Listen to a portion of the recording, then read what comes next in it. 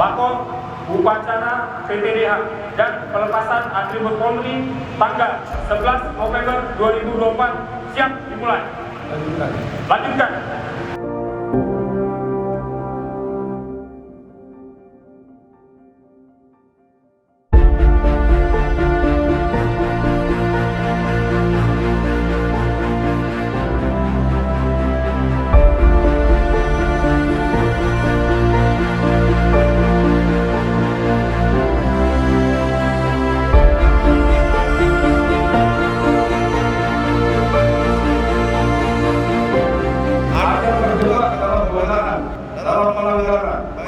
Dalam bentuk CCTV, kode etik maupun pelanggaran pidana yang mencoreng nama baik institusi ini.